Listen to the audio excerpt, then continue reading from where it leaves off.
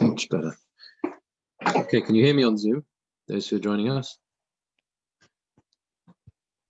Yes, thanks. Yeah, great. Okay. Just give it another minute.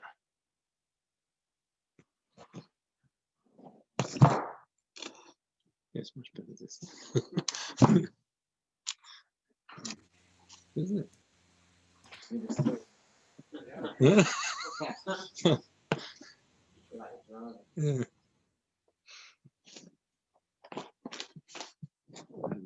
Just a second.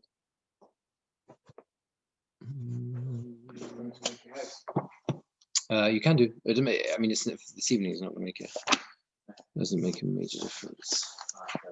They're not going to interrupt. Okay.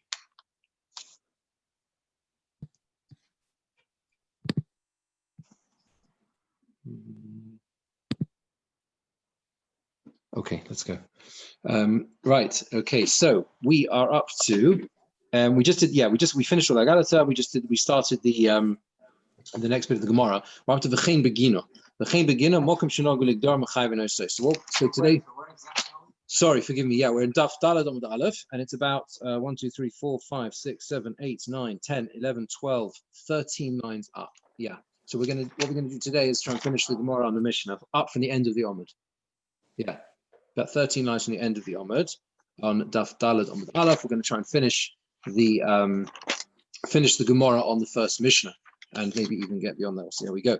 So the Gemara says like this: We said in the Mishnah that the same rule as we established with a chotzer also applies to a gino.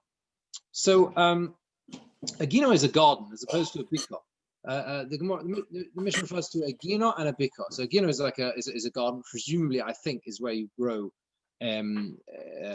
things, but it's not the same as the stay I love on. A bika, a valley, is sort of farming land or arable land or whatever, right? So a garden is presumably more of a I don't know whether it's a pleasure garden as we might call that is, but it's certainly not for growing crops. That's the point, I think, right? Because sorry. Hagufa Kasha, the Gemara asks, there's an inherent contradiction in the Mishnah itself, because if you look at the Mishnah, it's worth just turning back to the Mishnah to understand this Gemara clearly. If you go back to the Mishnah, you'll see that it's halfway through the Amud. The Mishnah says like this: we established in the first half of the Mishnah that if the wall falls down, they've both got to participate in reconstructing it because it's a jointly owned wall. That's in the case of a courtyard of Chotzer. And if you recall, we started in the Gemara that we're holding a hezek or a shmei hezek, right? It's considered to be damaged. The fact that you can see into someone else's property. And then the Mishnah says, B'chein begino, yeah, and so too in a garden, in a gino, mokum shenogu ligdar, place where it seems to be read like this. It's an established place where the minhag is the custom is to build a wall. And therefore we obligate him to participate. They both have to participate equally in constructing the wall.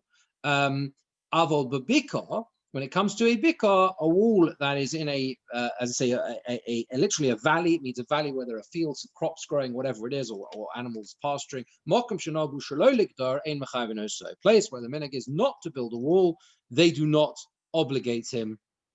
You do not obligate him to build one. And the problem you have here, you've now turned back to the Gemara says Hagufa Kasha. It's an inherent contradiction in the inferences of the Mishnah. Omrus, you say V'chein begino mokum shenagu ligdar mechayev enoso. You say in a garden, which is a place where the minhag is to build a wall, we obligate them to jointly participate in the construction of that wall. Hostama, that implies that without any particular if it's not specified whether or not it is a place that they generally have the minhag to do so, ein mechayev enoso, right? Then you don't obligate him. Even in a garden, it has to be the case that the minhag is established to build a wall. But if not, we cannot obligate the other one to do so. You can't obligate the other one to do so. But the other next line in the Mishnah implies the opposite inference. It says, "Avol bika, but a valley mokum shenagu shelo ligdar ein mechayev enoso." in a place where the minhag is not to build a wall, we don't obligate him to participate. You can't obligate someone else to participate in building the wall. And again, because we're talking hezek shmei hezek, what we mean is you can't obligate the other person, yeah, to construct that type of fixed or strong wall. If it's a place which is not, there's no minhag to do so, right? To build a wall in between, then ein mechayev, you can't obligate the other one to do so. Hostoma, that implies what? That implies that if it isn't specified, if there is no, if we don't know what the minhag is, for example, mechayev so you can obligate him. You can obligate the other person in order, you can obligate him to do so. So the Gemara spells out the question. If already you're telling me that a garden where we are unaware of what the practice is, yeah, you're telling me that you cannot obligate the other person to participate in the construction. When you're not, even though we know, and we established this in the Germora, that when it comes to a garden situation, I think we said this on base, there is a significant hezek re'iyah. We mentioned that, I'm trying to find where we said this, but we talked about the fact that a garden is particularly, you don't want to see, one second, where was it? Yeah, the Chemigi, that's right. We brought a statement on the middle of Daf base Amud base. We brought a statement of Rabbi Abba. Rabbi Abba says, right? You can't stand in in your friend's field when it's fully grown. Yeah, when it's fully grown. And on that we said, you're losing reception, Rabbi. You're losing reception? That would be the Wi-Fi. Oh no. Can you hear me now? Yeah, I'm okay. I'm not losing you. Yeah. Maybe it's Jeremy's reception. Don't know. Okay, tell me if it goes again. It's not even on the Wi-Fi actually. So, anyway, so what we said was that there's a particular concept of ayin hora. There's like, this, if you're seeing when the other guy's stuff is growing, then it's negative for him. So therefore, even in a situation where there is a clear and present problem of hezek re'iyah, nevertheless, we're saying, yeah, that the assumption is, unless we know the minhag is to build a wall, you're assuming that there is no practice to build one, right? That's what it says. The Mishnah specifically says a gina in a place. That's how the Gemara is reading the Mishnah. Where the minhag is to do so, where that's the practice to build a wall, then you can kick in and say, okay, we're going to have to jointly do this. I'm committing you to do so, right? But if there is no specified minhag, then you assume not.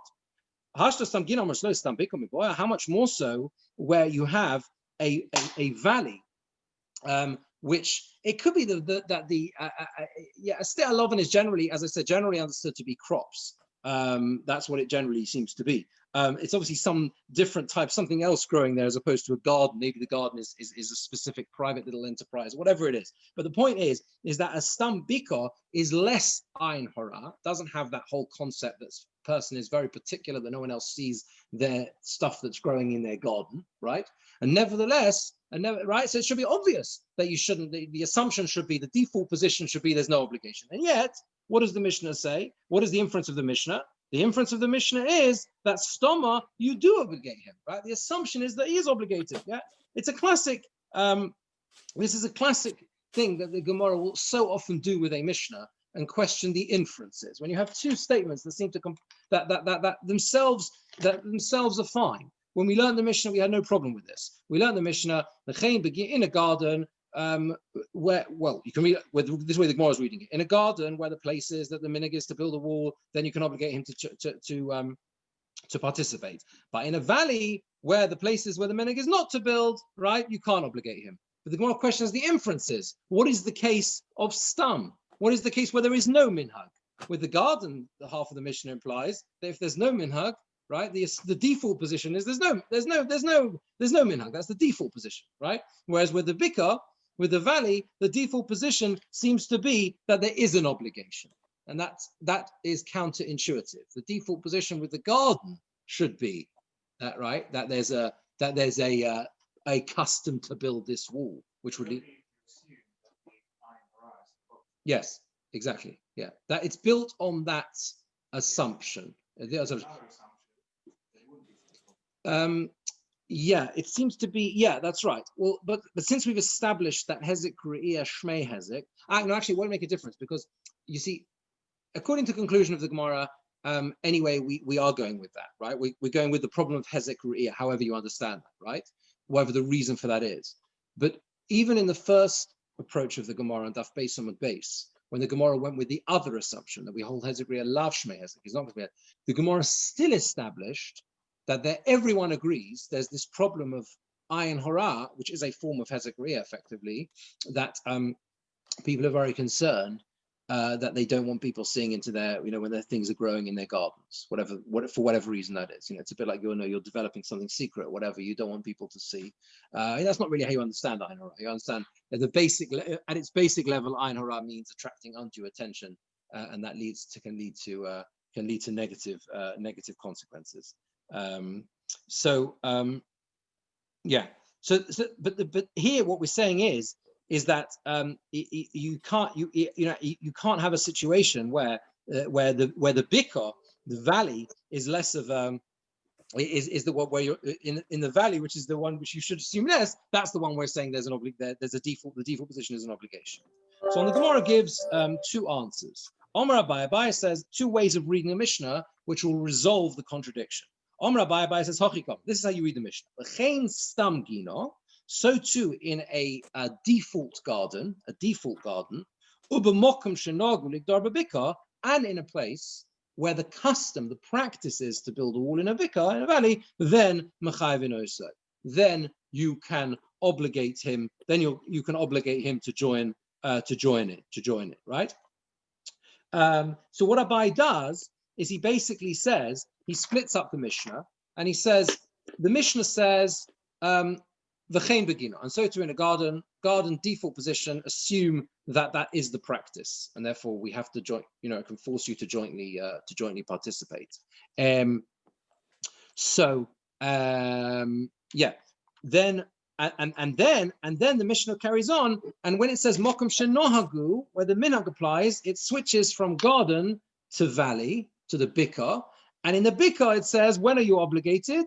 Only when the practice is to do so, right? But if the practice is not to do so, then you're not obligated, right? And the problem with that is, of course, is that what you've done is you've inserted.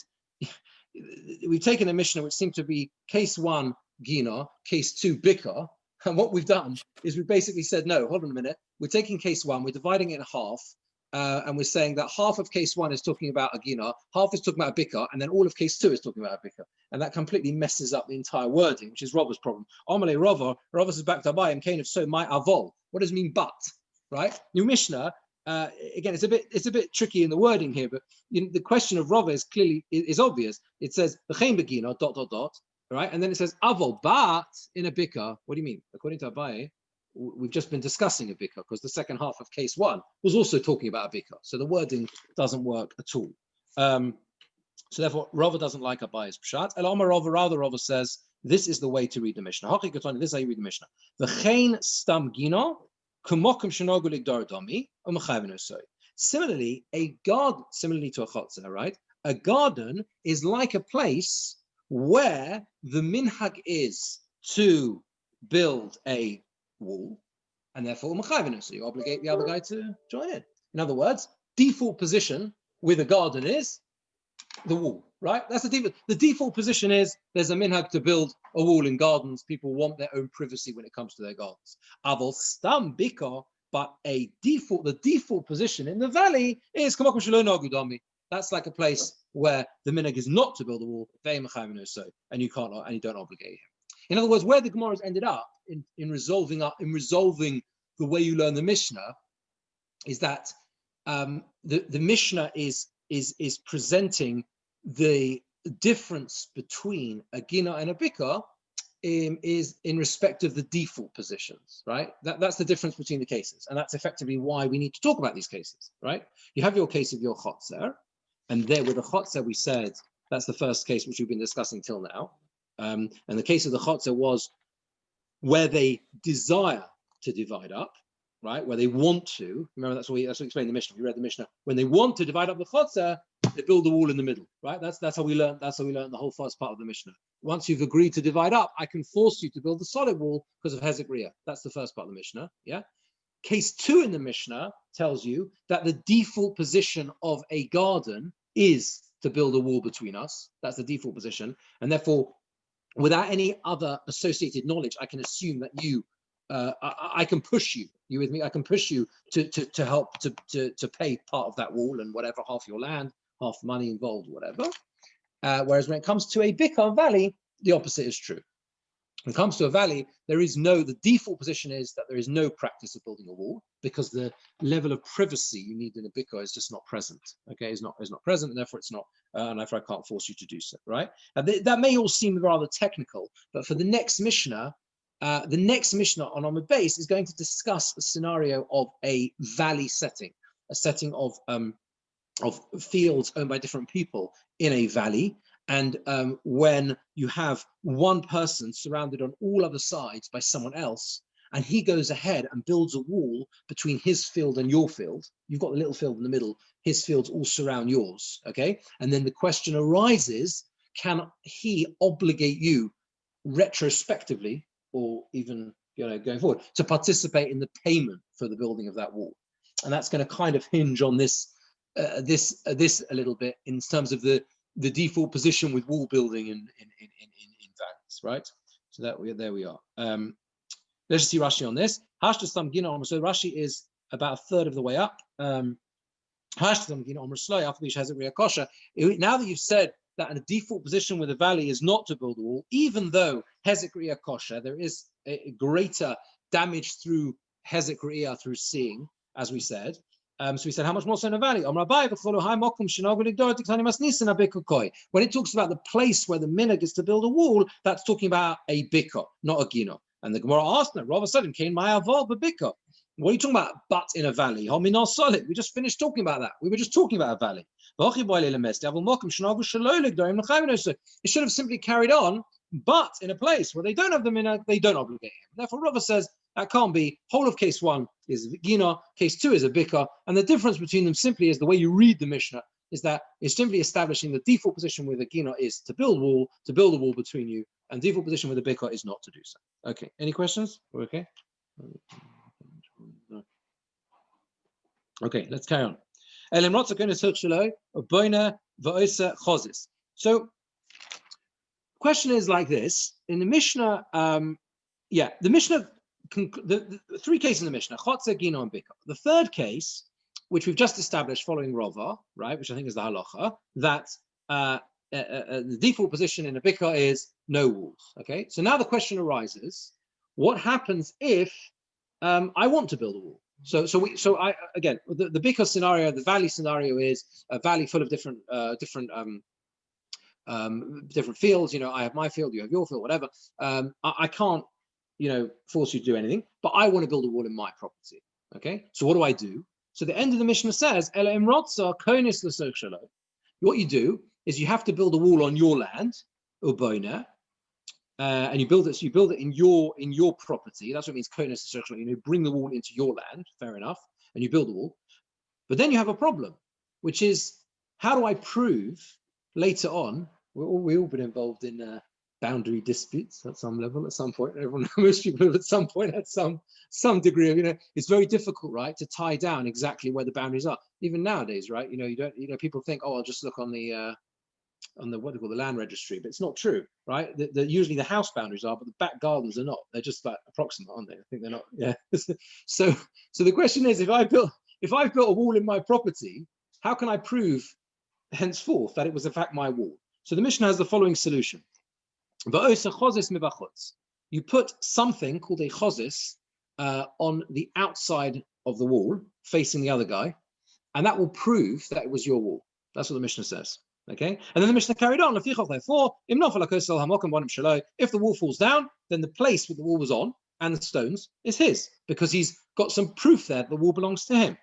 But if the Mishnah, just include the Mishnah, just go over this last part of the Mishnah. The Mishnah said if they build a wall between the two of them, They then build the wall down the middle between them. So let's say you can have a situation where there's no obligations and I can't force you. We both agree. We agree to build a joint wall. You build the wall down the middle, and you build that chozis, that marking symbol or whatever it is, as we'll see, on both sides. The wall and the stones belong to both of them. So there's a technical point to establish, the Gemara has to establish here, which is what a chozis is, right? What is this thing that the Mishnah is saying to build? That's number one. And the second thing the Gemara has to establish, right, is how is it foolproof, right? How is putting some marker on the wall going to, prove forever? How is it a proof that it in fact does belong to me? That's what the two elements of the Gemara is going to prove, and the Gemara is going to bring a few different ways of doing this. Yeah, is everyone clear on the Mishnah? Because that's very important with this. Yeah, any question on the any question on the Mishnah? Yeah, okay. And I'm not going to it says the Gemara, right? About 6 lines from the end. My chozis. What is a chozis? Yeah. Do you know the word chozis? I think in modern Hebrew as well, a machzit or chazit is like a view. I think. No, is that right? So it's something that has an impression or whatever. It causes some sort of it does something to the wall. Omar Avuna says. He says what it means is you bend the top of the wall to side towards the other guy's property. Actually, Rashi's going to say chozis actually means an end. That's what it means, the end, rather than you. It's kind of, the words must be related. Yeah. So you actually bend it, or it's a different? That's what Rashi seems to say. Rashi seems to say. Let's see Rashi now, and then we'll help us. What was that? No, it's literal. No, you actually do it because it's got to be a proof that the wall is yours. So what you do is when you build your wall, you do the top of it so it's kind of sloping in the other guy's direction. That proves that it's yours. Look, let's see that Rashi now. There's a Rashi Machviye Lekan Lebar. It's the last sort of long Rashi, it's about 3 Rashis from the end. You tilt the top of the wall to the other guy's property. The whole chozis lashon kotzer. The word chozis means an end. That's what it means. It says in Tomid with the marocha that was one of the marocha is the pyre. One of the what's it called? The pyres on the mizbech when they actually burn the korbanos. It says v'chaziso mizracha. So it faced, or its appearance was towards the end of it seems to be translating it as here was towards the east. V'chaziso mizracha roshah gezirin, the ends of the pieces of wood. It's the same thing. An end or an appearance, because you see it from there. That's how you see. It's the thing that's visible. Which we're translating here, it seems like the end of facing the end. But again, a machzeh is a vision. Rosh and Asarim Masabin Zemulzeh means the heads of the beams. That's what it means in Melachim, because there it's talking about the construction of the Beis Hamikdash. It means the heads of the beams were facing one another. So here, what you do is v'ovyo me'avroi kofel etzidei rosh hakosel means the thickness on the outside. Kofel etzidei rosh hakosel, you bend the edges of the top of the wall. How do you do that practically? Shemachabe barosha, Rashi says avonim etzitim avei. So you attach to the top of the wall stones and whatever it is, some cement or something like that makes the wall sort of thicker on his side. That's what you do. So the Gemara says the obvious question is v'navid milagov. The more logical place to do this would be on your side. You want to prove the wall is yours, so why don't you just do it on the inside? Why are you doing it on the outside? Why are you doing it on his side? The Gemara says no, you can't do that because ovid chavrei nami milabar, because then he will do the same on his side, and you won't be v'oman. He will say the divididehu, it's both of ours because we both put on either side. Yaakov says nami guys they chavrei, is you haven't helped. Because by putting these stones on the side facing him, he's going to chop them off. He's going to cut them off. He's going to chop them off, and he's going to say it belongs to both of us. Says the Gemara, Gizuzo made the yudia. You can tell when you've removed something from a wall that was there, some stones or cement or whatever. You can tell that they've gone. Okay, so that's how. That's why it is the best foolproof way of doing it. Okay. Ikadomi, others say Rav Huna says Michbal Akana Megab. It's the opposite. Rav Huna in fact says you tilt the wall, the corner goes towards the inside. And the Gemara asks in the reverse, Benavid Melavar. Why don't you build it on the outside facing him? Says well no, because guys lechavre, because if you put it on the outside, he's going to chop it off. Better to do it on the inside. And he'll say it's both of ours. If so, hashtanami life lechavre. If so, now as well, he's going to add on. He's going to add on. If you're going, this version holds that you put the marker on your side. So he's going to add on, says the Gemara. He's going to put it on his side.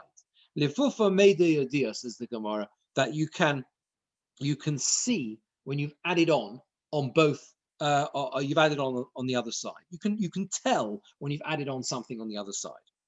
The Gemara says the problem with the second version of Rav Huna is it says clearly you put it on the outside. Kasha. The Gemara says that's left as a question.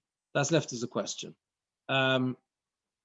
Yeah. So okay. So let's just see Rashi on this. Then we'll come back in a second. So Rashi says the DVD Kediktani Mas Nisan, as our Mishnah says, just a few lines before the end. When they build it between the two of them, they build a chozis on either side.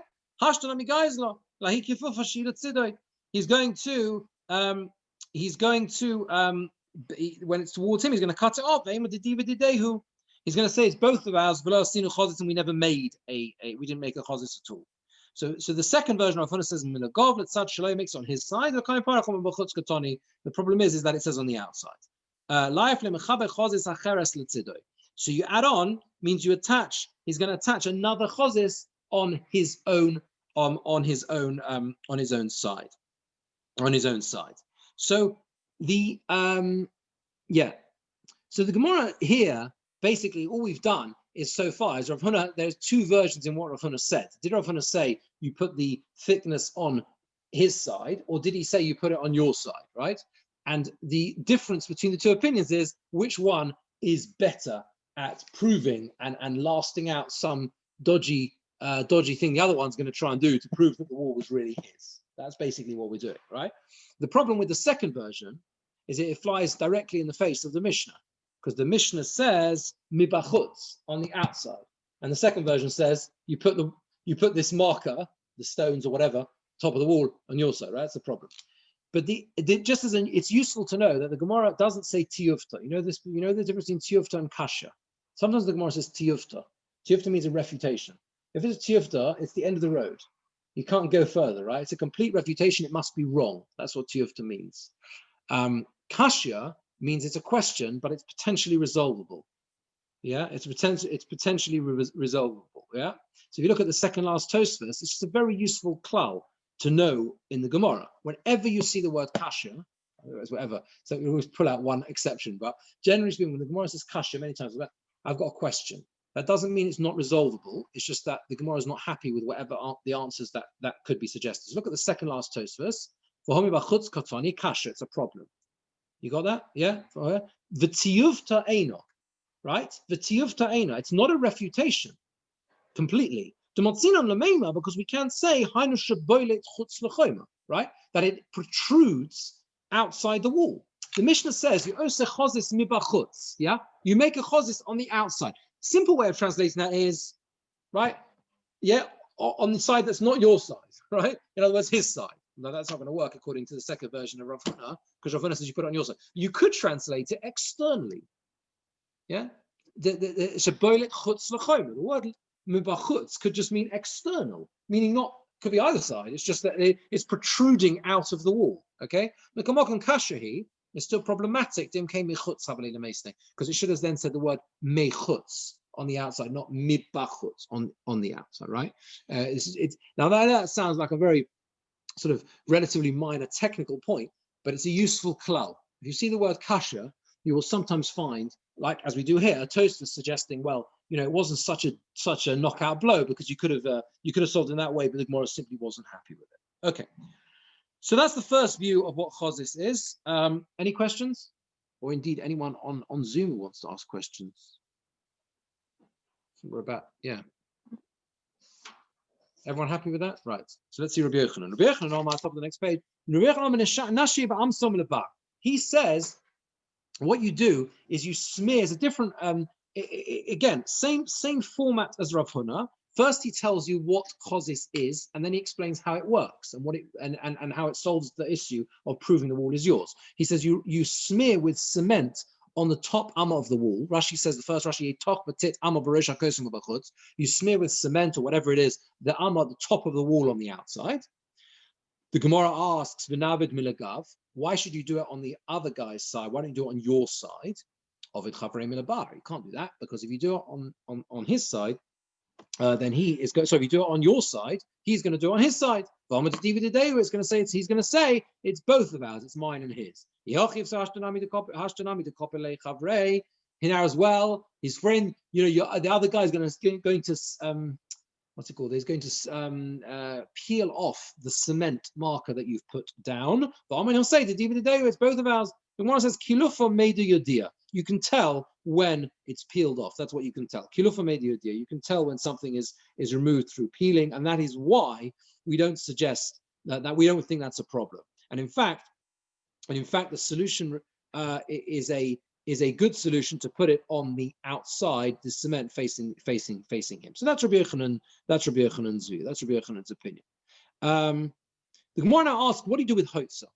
Yeah, we've seen these two approaches to what the chazis is when it comes to a stone wall, right?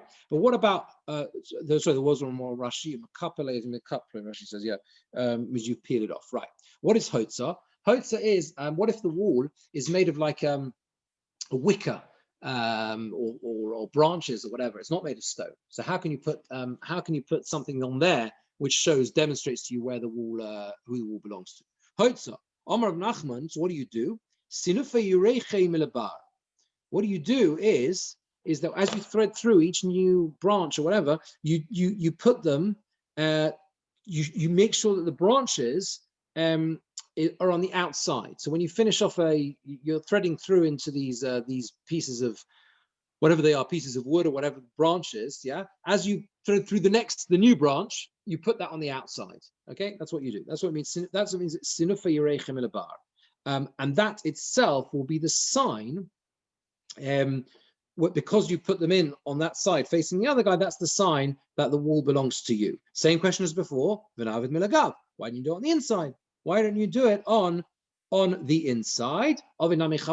Same problem, because the other guy is going to do it on the outside, so therefore you're not going to be able to prove it's yours. It's going to say it's both of ours. Guys with Shadile, the same thing. He's going to cut it off. He's going to throw it away. If you're putting the sticks on his side, he's going to cut them and remove them. Same problem. For Amad DVD Day, he's going to say it's both of ours. Mashrik Leitino, the Gemara says you cover them with cement or something like that. Something like something that holds them together. Again, he's going to come along. He's going to peel it off. He's going to peel off the cement. So you're going to prove it's yours. Kilufa Meidu Yadia, the Gemara says. Kilufa Meidu Yadia. You can tell when it's been peeled off. You can tell when it's been peeled off, and therefore that is why that is a good solution, right? Because you can't it's foolproof. It's foolproof. So so the Gemara now says that it brings Abai, and Abai says Hotza lesle takanta ela b'shtar. He says that when it comes to these hotza, these branches or whatever, there is no foolproof way of doing it unless you use a shtar. You have to write a document. There's no way of proving forever that it's going to be yours. You're going to have to write a document. You're going to have to write and sign a document. So we'll come back to Abai in a second. First, let's just see Rashi. Hotza, Rashi says in Hotza, second line from the top of the Omud. How do you do a chazes with a wall, the wicker wall? You tilt them towards the other guy's field. When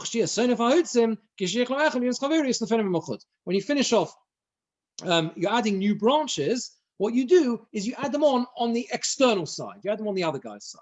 That's what you do. There's a little there's a little note here, which is actually not from Rashi. It's it says it's added into Rashi. It links it somehow to the extra tefach, which we said goes between the brick spaces when we were discussing bricks. Then we were discussing different sizes of bricks. Half brick with something in the middle, and the other half brick, whatever.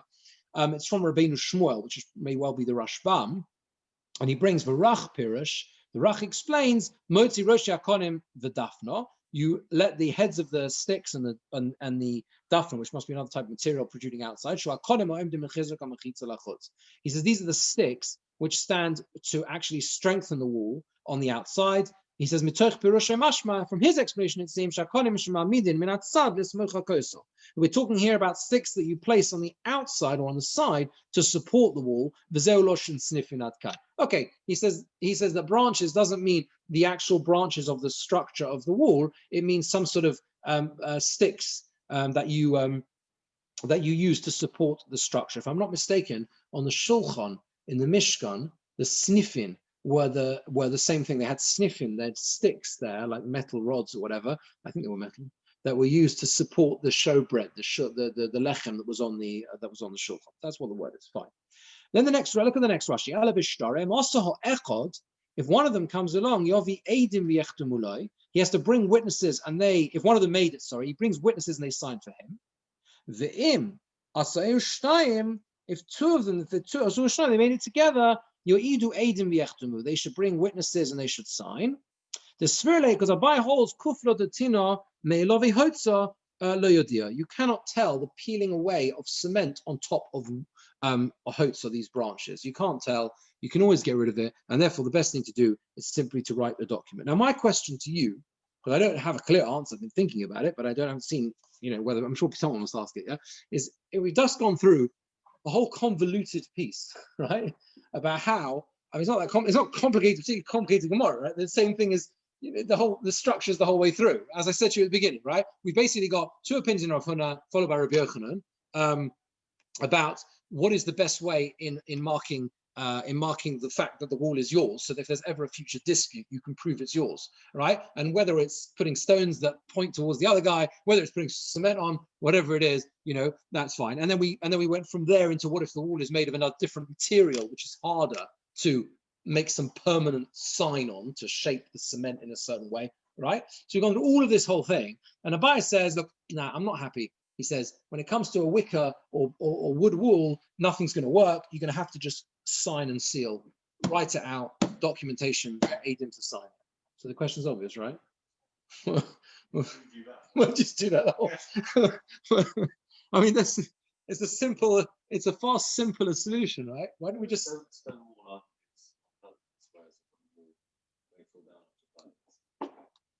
Right, but the question is, wouldn't it be a much simpler solution? Meaning, the Gemara is not happy, really, if you think about it, with any of the solutions, right?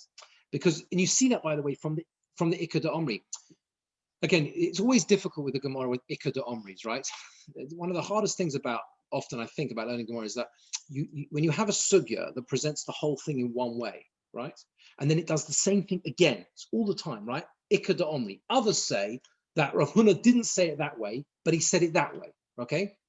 So you've got to try and work out, number one, which one is the right one, right? Not the right one, but which one is the one that we actually follow when they contradict each other, right? That's number one when you have an Ikka de Omri, right? But also you can sometimes let them reflect almost on each other. So the problems that one way of learning Rav Huna reveals, yeah, and it is the one that the other one was happy with, and the one that the one was happy with, the other one wasn't happy with. You see what I mean? So in other words, you're left with a situation, even with a stone wall, where no solution is really is really good. That's what the Ikka de Omris might reveal to us. Are you with me? It's not a simple thing. Some say Rav Huna said this, some say Rav Huna said that. But hold on a second. We're looking at the Gemara as a whole, as one single piece, and we come out with one version saying that, well, you can't stick something on a wall because then someone could always peel it off. And the other version saying, the other Ikka de Omri saying, you can't, what was it? You can't put it on your, you can't put it on, yeah, that's right. You can't put it on your side because you can't rely on someone else detracting something. One was you can't rely on someone else peeling something off. He's a guy as they chavre, and then we said no, you'd always be able to tell if someone peeled it off. And the other version says the exact opposite. You can always tell if someone adds something on. So for our purposes, clearly both have a problem. So why not just do the documentation?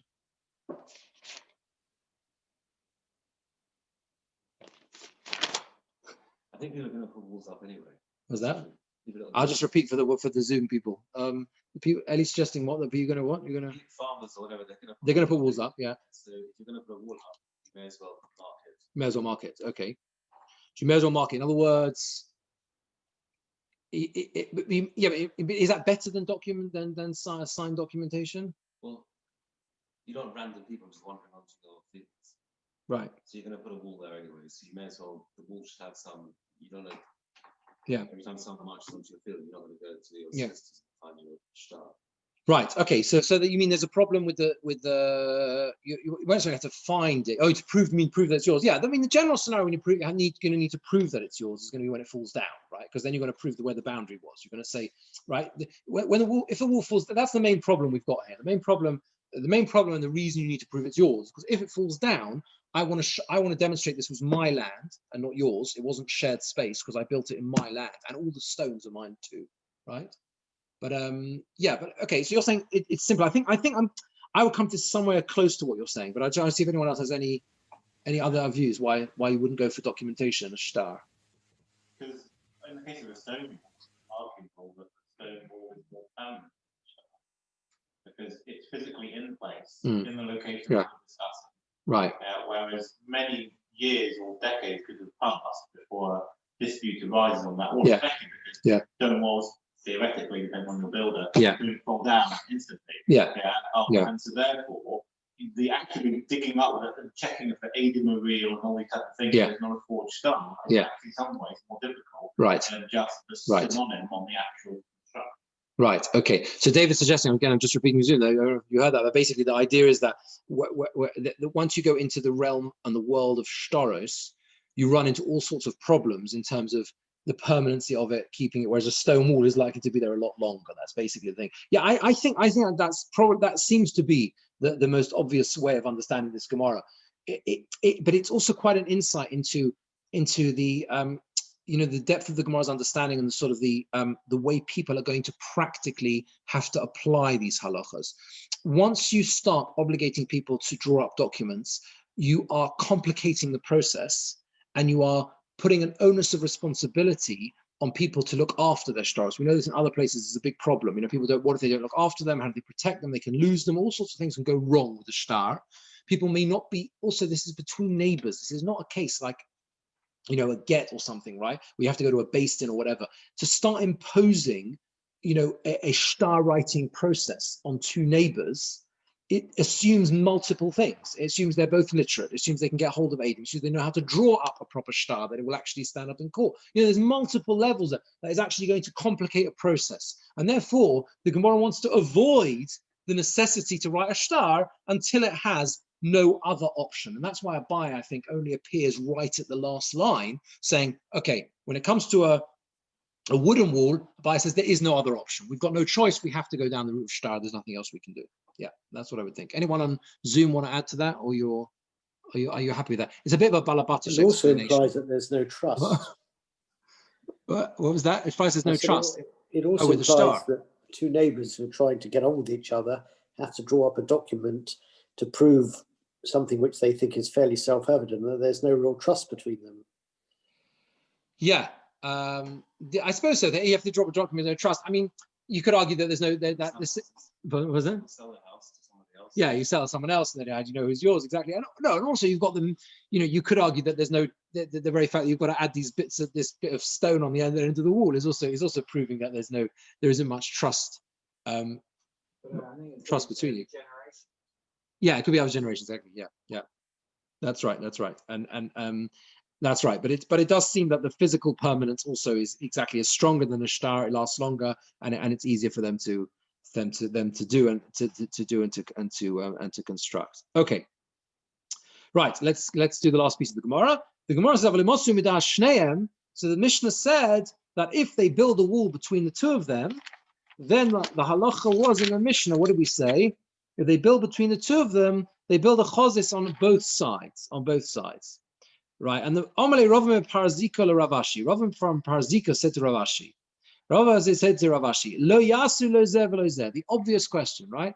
You're trying to prove that we both built it between us. Right? The obvious thing to do is to have no sign on the wall. Yeah. Right? Then we'd assume. Right?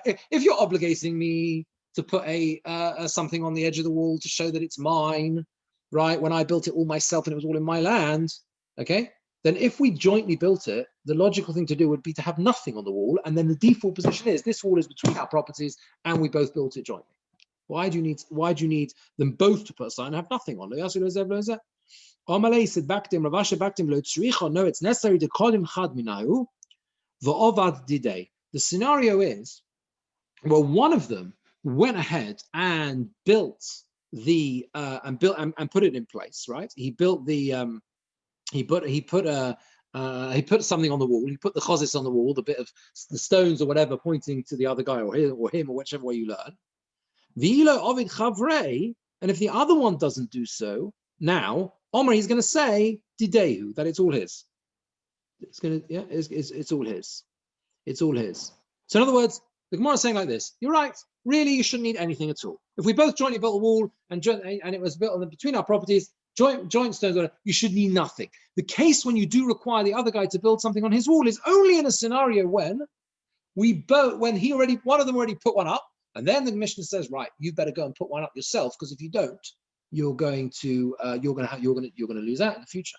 And now the Gemara asks a fascinating question because it has major ramifications for other areas as well. Omalei, so he said back to him, that means to say, Rava said back to Rav Ashli, the Tana takanto l'ramoi kamash malon. Does the Tana come and tell us a halacha which only really applies, right, in a case of someone who is deceiving someone else, who is tricking someone else?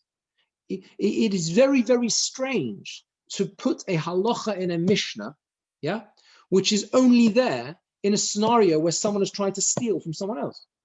You know, as the Mishnah says, they both built together, they should put a sign on either side. And you're saying, when is that case? That applies when one of them tried to outwit the other and put his marker on one side, and therefore you must go and put it on the other side. Tana to counter, why do we start putting halachas in a Mishnah, assuming that this, for a case which only exists when someone is trying to trick someone else?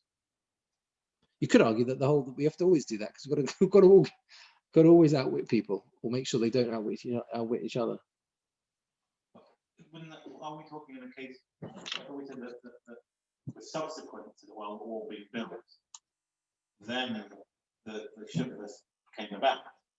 So it's possible that it was built to one of the specifications, that the physical construction of it indicated one side's ownership over the other.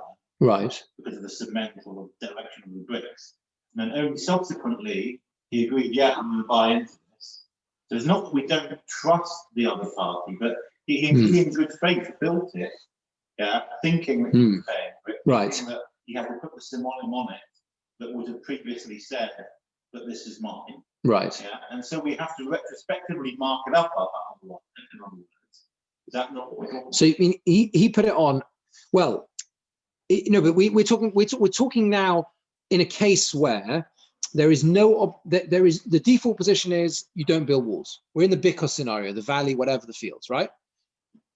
They both agree, because they just happen to agree, that they're going to build a wall jointly. That's the case, right? So it's not retrospective. No. Yeah, exactly. That's right. Yeah. You were trying to think, okay, when it was that afterwards he was trying to prove that it was his.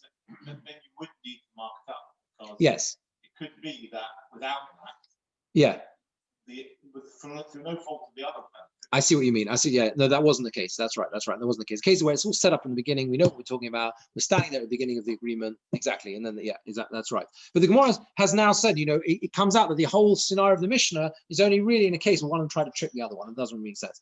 He said, Amalei said to him, the first part of the Mishnah is also only there for people who trick each other. Why? Because the beginning of the Mishnah as well, what does it say? The whole discussion we've had today, right, is about oser chozis mebachutz. You make this chozis on the outside. Why do you make a chozis? Why do you have to put something on the wall? In order that the other guy can't later come and say it was mine. So that's the whole purpose of it as well. So the whole Mishnah is clearly talking about a precaution for someone who comes to steal the wall and later on and claim that it was his. Amalei said to him, no, Bishlam Reisha. The first half of the Mishnah is Tana Dino. It tells you the halacha. It has to tell you the halacha, which is, since a valley, there's no minhag to build walls, you can't force someone else to do so. And the only thing you can do is you can build on your land. And now that we've told you that the only thing you can do is build on your land, right, now we're going to say, since you're doing so, make sure that you put some marker on the wall so that later, if it happens that someone tries to say that it wasn't yours, be sensible. Make sure you can prove that it actually was your wall, right? So we say the halacha, and Mishum Dina sort of, by the way, we add on a little extra thing, which is, you know what? Make sure you put something on the wall to show that it's yours for future reference, just in case, yeah? Elor Sefer. But the end of the Mishnah, the last case, Dina Katani, Diktani Takanta. There's no need, okay? There's no need to take the last line of the Mishnah at all, or whatever. The Mishnah which says that if they build it between the two of them, yeah, then it belongs to both of them. That seems to be completely superfluous, okay? Obviously, if we both agree to build a wall, right, then we are obviously going to build it between the two of us. The only reason it says that whole thing at the end, yeah, it's obvious, and that if it's obvious that it falls down, it belongs to both of us. The whole reason for that end of the Mishnah was only to tell you this halacha of putting the chozis on both sides, which means that the whole end of the Mishnah only exists because someone is trying to trick someone else, and that, he says, doesn't make any sense. Omar Ravina, so Ravina said, "Hacha b'hoitzi askinon." Hacha b'hoitzi askinon. Here we're talking about hotzi. And by the way, I should say, so before we see the answer, this is it's quite a fine point, this, because as I said, you could argue that the Gemara all over the place has to deal with rules that are in place for those who try to trick others, right? That's always what we're often dealing with that type of thing, right? But there's a difference between setting down a set of laws for those who break the law and creating a scenario which assumes within it that the normal course of events is going to be someone trying to trick someone else. You're going to. That's the whole purpose of setting out this halacha, is because that the Gemara is what the Gemara has a problem with. Omar Ravina says, "Hacha b'hotzi askinon." Here we're talking about hotzi. Here we're talking about hotzi. He says Ravina has a totally different solution, and he says that the reason you have to build, in reality, he says you don't really need to build a chozis if you both built the wall between you. There's no need to do anything, because since you're both sharing the wall, it's assumed to be belonging. You both built. It's clearly the default position is you're going to assume that it's shared ownership and shared stones and everything else. And here we're talking about a wall made of these hotzi, these branches or whatever. And it's coming to go against Abaye. The Omer says hotzi leis leitakanto ala b'shtara. We're going to that view of Abaye. Abaye says that hotzim have no way of fixing them. The only way of fixing them, says Abaye, is by drawing up a document, because nothing is going to last. Kamash malon. So the end of the Mishnah is specifically talking about hotzim, and it's telling you to b'chozis sagyo. That with a chozis is good enough. A chozis is good enough. The chozis alone is good enough, right? So yeah. So in other words, what we're saying is that he's simply saying that you're right. The last line of the Mishnah, the last case of the Mishnah, is actually not needed in terms of they don't both need to put their chozis on either side. You can do nothing, and then you assume it belongs to both of them. But that whole extra case is really only there because of to learn it that it's talking about hotzim. The extra case in the Mishnah is there to refer to wooden branches as opposed to a stone wall, and to tell you that those when you have wooden branches, a chozis is good enough as well, and you don't need documentation. So in other words, what the Gemara is doing, Ravina is doing, you again see this discomfort with a document, with a shtar.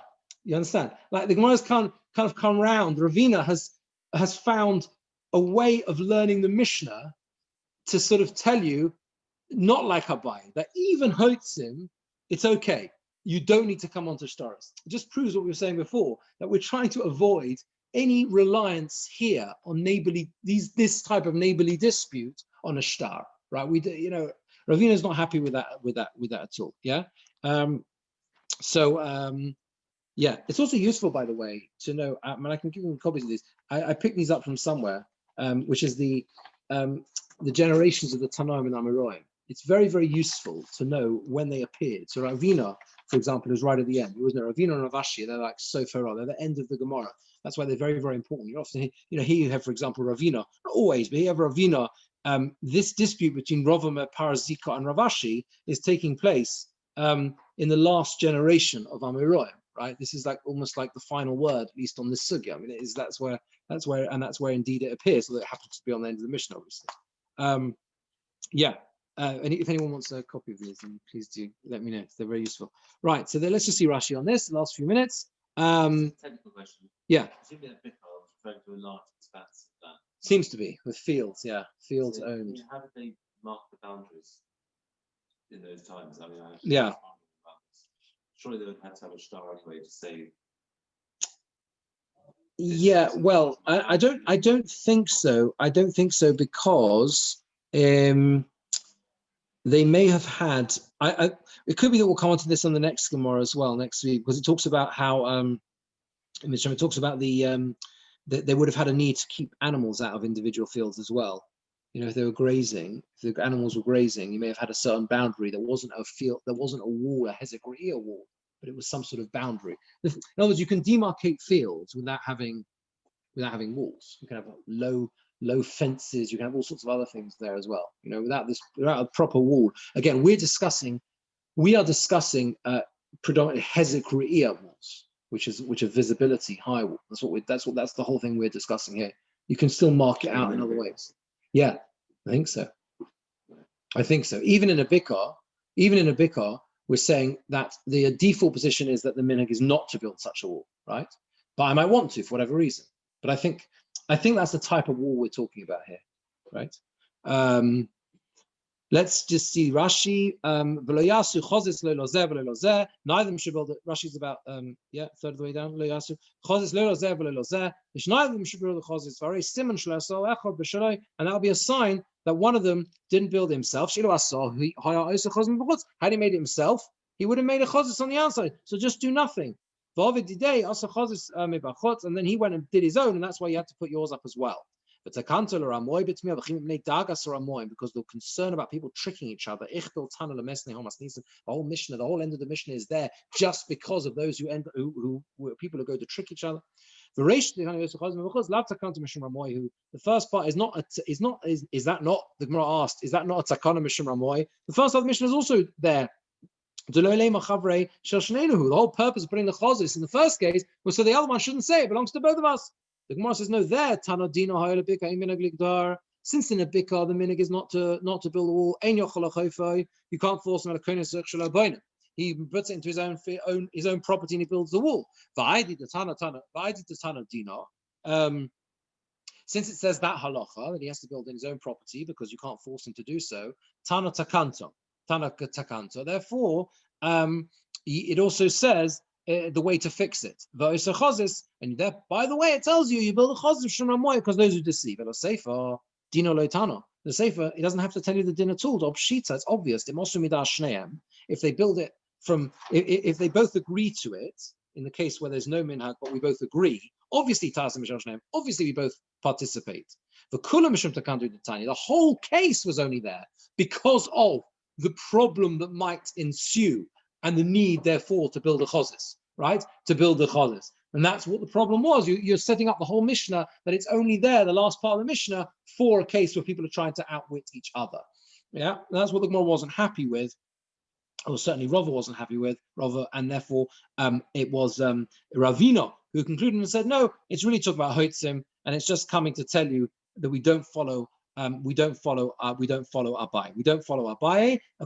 That's what Ravina holds. Interestingly, Tosfos says that Abai holds. Abai, what is Abai going to do? Because clearly Abai himself does hold like this, right? Abai, we saw previously in the Gemara. What does Abai say? Abai says you do build. A star is what you need for Hoitzim. You need documentation for Hoitzim. He says there's no sign it's going to work. So what does Abai do with this problem of having a whole scenario in the Mishnah only set up for those out to outwit? One line, Tosfos, Abai, top of the page, Abai, Sovar, the Shapir is Seilamesni to Kantel Ramoy. Abai holds that we do have things that are there in case people trick each other, and that's just how it is. There is sometimes a need to say this as well. So very good. We're up to the Mishnah. Shem will carry on next time. Okay. Have a good evening. Thank you for joining. Yeah. Thank you. Good night. Okay, thanks for joining us.